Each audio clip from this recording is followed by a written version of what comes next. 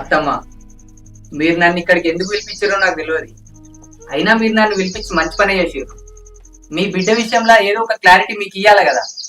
మీరు నన్ను ఇక్కడికి ఒక్కని పిలిపించి అడిగినా, 10 మందిలో కూర్చుండబెట్టి అడిగినా, నేను చెప్పేది ఒకటే, మీ బిడ్డ తప్పు చేసింది.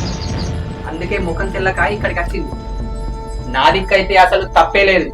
మీరు ఎంతమంది ముందడికి పిలిపించి అడిగినా నేను ఇదే చెప్తా, మీ బిడ్డ తప్పు చేసిందని.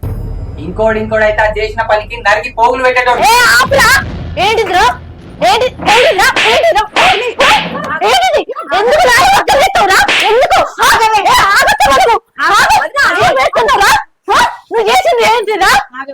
శృతి నువ్వు ఫోన్ మాట్లాడగా విన్నరా?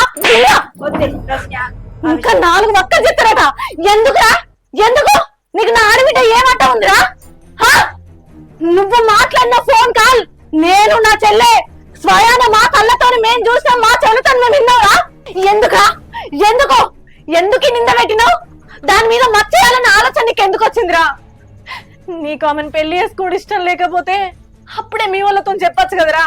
మీ వాళ్ళతో చెప్పే ధైర్యం లేకపోతే ఆ ఎంగేజ్మెంట్ లోనైనా, పెళ్లికి తాళి కట్టే ముందైనా నా భర్తతోనో నా అత్తతోనో కనీసం ఆమెతోనో నా చెప్పొచ్చు కదరా. పెళ్లి చేసుకున్నావు, నీకు నచ్చలేదు, నచ్చకపోతే ఈమెను పెళ్లి చేసుకున్నా ఇప్పుడు నాకు ఈమెతో ఉండు ఇష్టం లేదు అని ఒక్క మాట అన్న మా వాళ్ళతో వచ్చి మాట్లాడచ్చు కదరా. నువ్వు నిందేసినావు, అది ఆడది.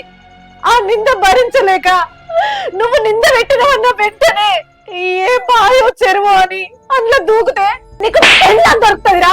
కానీ తల్లికి ఇంతెత్తు బిడ్డ దొరుకుతుందా చెప్పు?